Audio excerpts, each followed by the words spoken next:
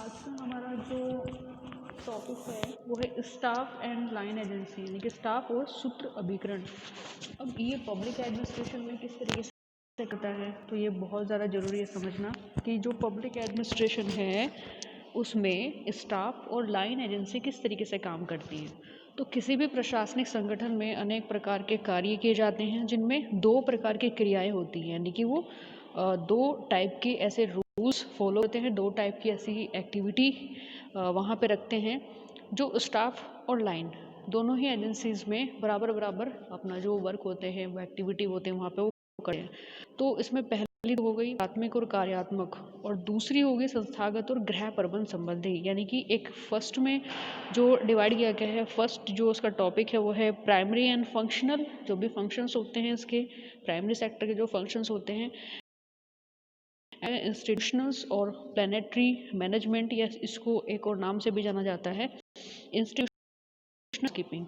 तो प्रॉपर रूप से यहाँ पे जो स्टाफ, देखिए स्टाफ आप इस वर्ड से ही समझ सकते हो स्टाफ का मतलब क्या होता है कि कोई भी जैसे आप संगठन बना रहे हो वहाँ पे आपको प्रॉपर रूप से कुछ मैनेज करके लेके चलना होता है। तो आप कैसे करोगे, आपको एक स्टाफ की ज़रूरत पड़ती है। छोटे छोटे टारगेट होते हैं, उसको आप कैसे कंप्लीट करोगे, आपको वहाँ पे विदाउट स्टाफ आप उसका टारगेट को अचीव नहीं कर सकते हो। आपके लिए कोई ऑर्गेनाइजेशंस हैं तो आप किस तरीके से उसको हैंडल करोगे, किस तरीके से उस ऑर्गेनाइजेशंस को चलाओगे, मैनेज करोगे।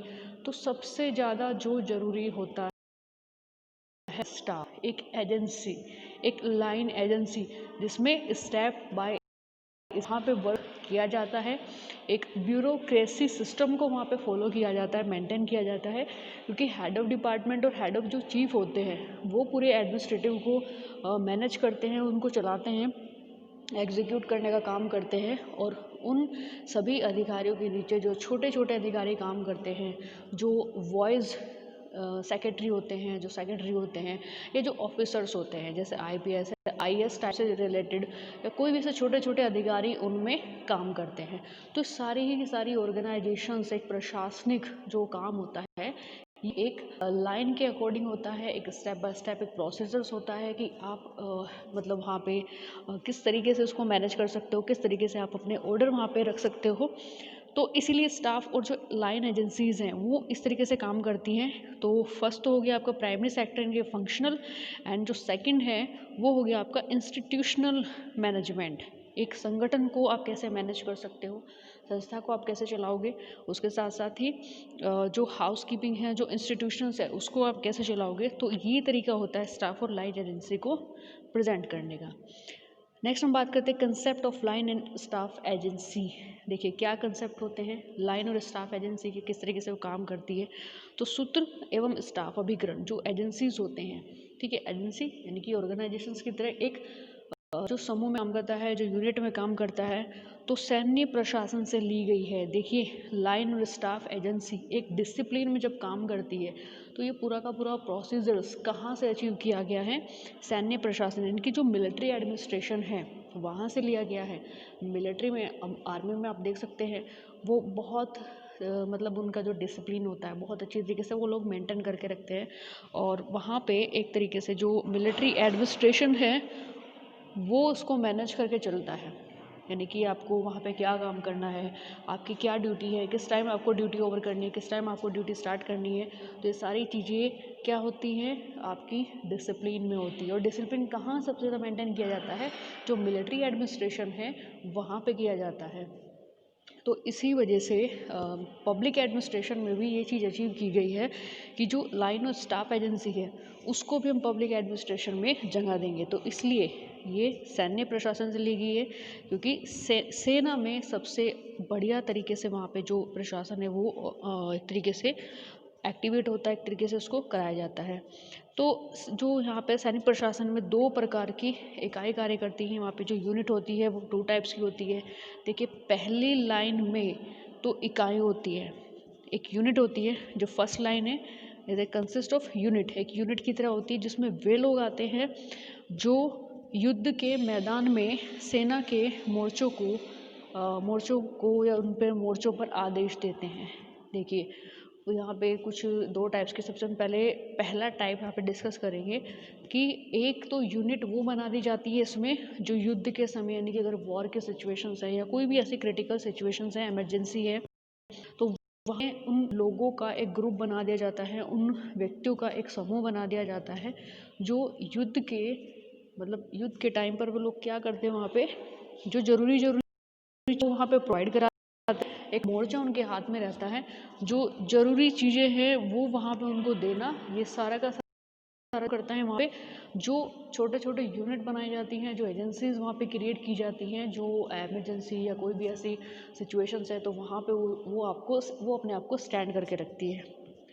तो तभी इसी चीज़ को देख कर के जब हम इस चीज़ को एक वहाँ पे एक यूनिट पर्टिकुलर यूनिट वहाँ पे तैयार की जाती है और वो इमरजेंसी में कुछ लोगों को वहाँ पे जो भी फोर्स होती है या कोई भी एडमिनिस्ट्रेटिव ऑफिसर जो होते हैं उनको वहाँ पे वो सुविधाएं उपलब्ध कराती है।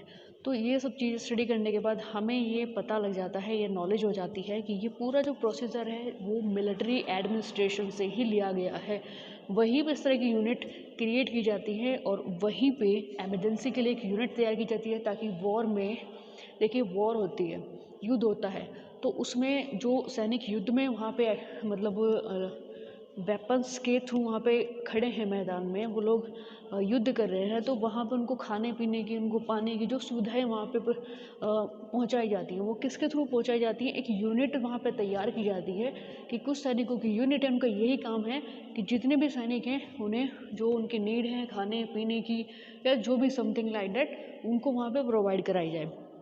तो इसी तरीके की पब्लिक एडमिनिस्ट्रेशन में भी ये प्रोसीजर स्टार्ट वहीं से लिया गया है कि जो भी छोटे छोटे टारगेट होते हैं अगर वहाँ पे कुछ अलग से यूनिट बना दी जाती है कि अगर कुछ भी इमरजेंसी आती है तो वहाँ पे कुछ यूनिट कुछ अलग तरीके से सिर्फ उनका वही एक पर्टिकुलर वर्क होता है, तो वो वहाँ पे ऑर्डर देने का काम करते हैं। एक युद्ध के अग्रिम मोर्चों पर इनका नेतृत्व करते हैं, लीडरशिप वहाँ पे लेते हैं उनकी, यानी कि उनको लीड करते हैं पूरी तरीके से, और इनके पास वो सारी शक्तियाँ होती हैं जो युद्ध में विजय प्राप्त करने के लिए आवश्यक है।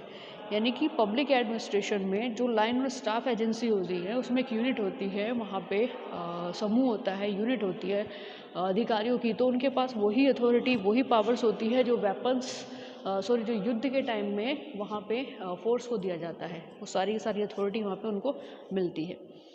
नेक्स्ट हम बात करते हैं लाइन एजेंसी क्या है। What is the meaning of line agency? यानी कि सूत्र अभिकरण। तो सूत्र अभिकरण एक प्रत्यक्ष सत्ता है जो संगठन में उच्च स्तर से निम्न स्तर की ओर अग्रसित रहती है।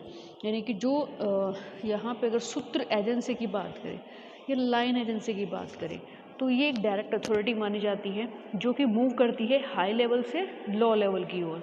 अब ये पावर में भी हो सकती है, ये कोई प्रोसीजर्स भी हो सकता है, ये कोई टारगेट भी हो सकता है, या कोई भी चीज़ें डिसिप्लिन में मेंटेन करने वाली ये कोई एक काम भी हो सकता है। दूसरे वर्डों में यहाँ पे कहा जाए तो यह सत्ता या अभिकरण है जो संगठन में उच्च और निम्न अधिकारियों के बीच में संबंध स्थापित करती है। यानी कि अगर इसे दूसरे लेवल पर यहाँ पे समझा जाए तो ये क्या होती है, एक हायर लॉ ऑफिशियल ऑर्गेनाइजेशंस की तरह काम करती हैं और उनके बीच एक अच्छा रिलेशनशिप इस्टेब्लिश करती है। दो अधिकारियों के बीच एक हाई लेवल का ऑफिसर होता है और एक लो लेवल का ऑफिसर होता है, और इन दोनों ऑफिसरों के बीच में अच्छा संबंध बने ताकि जो मैनेजमेंट है वो सही तरीके से वहाँ पे काम करे, ये काम इनका होता है।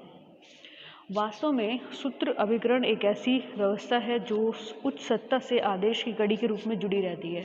यानी कि अगर हम सूत्र एजेंसी यानी कि सूत्र अभिकरण या फिर लाइन एजेंसी की बात करते हैं तो सच एज ए सिस्टम एक ऐसा सिस्टम है जो कि कनेक्टेड है कि हायर अथॉरिटी से लिंक, ऑर्डर से वो लिंक करती है, ऑर्डर से वो रिलेटेड होती है, एक हायर कनेक्टिविटी उसकी होती है। नेक्स्ट हम बात करते हैं यहाँ पे काइंड ऑफ लाइन एजेंसी। देखिए जो सूत्र अभिकरण होते हैं उनके भी बहुत सारे प्रकार होते हैं।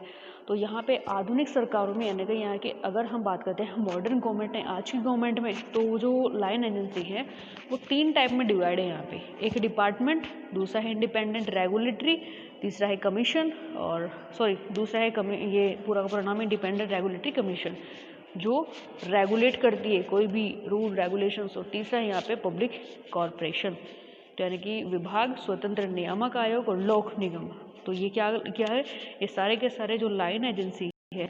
जो स्टाफ एक जो ऑर्गेनाइजेशंस जो लाइन एजेंसी है वो वहाँ पे काम करती हैं, 3 तरीके से वहाँ पे काम किया जाता है और 3 लेवल पे वहाँ पे काम किया जाता है। कुछ उनके डिपार्टमेंट्स होते हैं, इसमें डिपार्टमेंट की अपनी अलग भूमिका होती है। डिपार्टमेंट के हेड ऑफ होते हैं, चीफ होते हैं, वो लोग उनको मैनेज करके चलते हैं, ऑर्डर देते हैं और उन ऑर्डर को फॉलो करवाने का काम वहाँ पे छोटे छोटे अधिकारियों का काम होता है। वहाँ पे एक होता है इंडिपेंडेंट रेगुलेटरी कमीशन, से कोई भी इंडिपेंडेंट स्वतंत्र नियामक आयोग होता है, यानी कि अपने लेवल पर उस ऑर्गेनाइजेशंस को कैसे मैनेज करना है, कैसे डिसिप्लिन रखना है वहाँ पे, तो उससे रिलेटेड कुछ भी रूल रेगुलेशंस उन्हें रेगुलेट करने का वहाँ पे अधिकार होता है। उसमें इंटरफेयर नहीं करता है कोई अदर्स जो भी ऑर्गेनाइजेशंस होता है। जैसे पब्लिक कॉर्पोरेशन यानी कि लोक निगम, तो पब्लिक कॉर्पोरेशन में पब्लिक से कॉर्पोरेट करना, इस तरह की जो चीज़ें होती हैं वो आपकी लाइन एजेंसी के प्रकार होते हैं।